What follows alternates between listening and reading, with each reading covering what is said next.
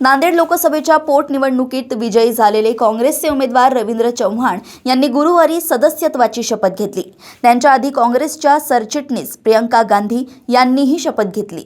दोघांची शपथ पूर्ण होताच लोकसभेत गदारोळ सुरू झाला।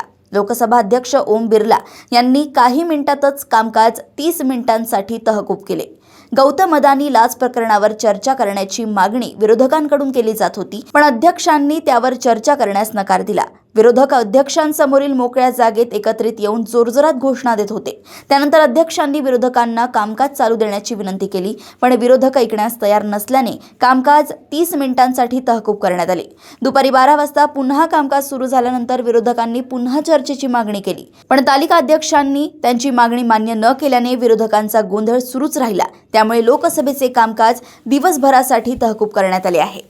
मी रवींद्र वसंतराव चव्हाण लोकसभेचा सदस्य म्हणून निवडून आलो असल्याने परमेश्वरास स्मरून शपथ घेतो की मी विधिद्वारा स्थापित भारतीय संविधानाप्रत अनन्य श्रद्धा व निष्ठा बाळगीन।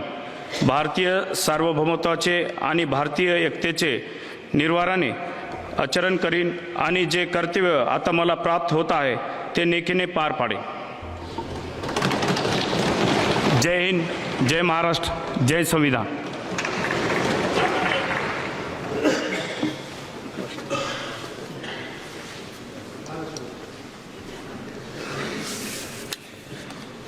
प्रश्नकाल क्वेश्चन नंबर 41 श्री राम प्रसाद चौधरी।